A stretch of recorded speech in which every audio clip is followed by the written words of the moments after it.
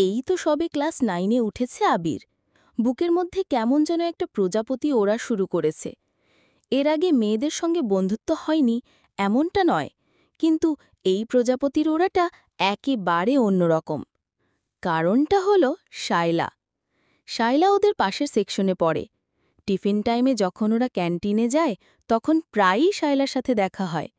শায়লার ঢেউ খেলানো লম্বা চুল আর হাসলে গালের টোলটা আবিরের রাতের ঘুম কেড়ে নিয়েছে। আবির রোজ ভাবে শায়লাকে গিয়ে বলবে, তোমাকে আমার খুব ভালো লাগে, কিন্তু মুখের কথাগুলো গলার কাছে এসে কেমন যেন আটকে যায়। একদিন স্কুল শেষে আবির দেখল শায়লা রিকশার জন্য অপেক্ষা করছে। আকাশটা মেঘলা হয়ে আছে।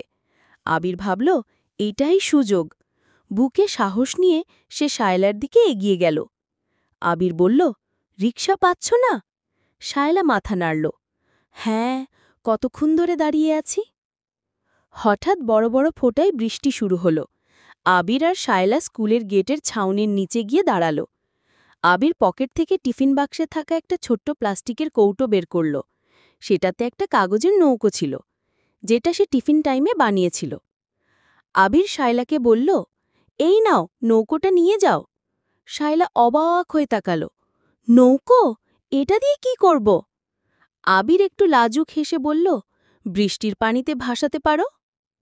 শায়লা নৌকোটা হাতে নিয়ে হাসল। তুমি খুব মজার তো। আবির বলল, তোমাকে আমার খুব ভালো লাগে শায়লা।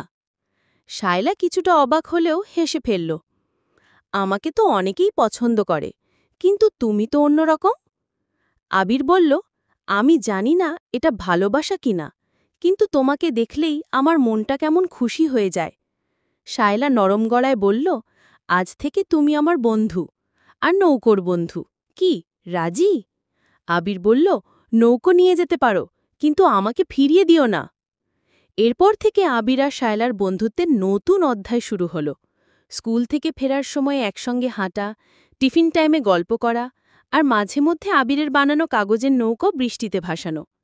সেই ছোট্ট কাগজের নৌকোটা শুধু একটা খেলা ছিল না, ছিল তাদের ভালোবাসার প্রথম ধাপ।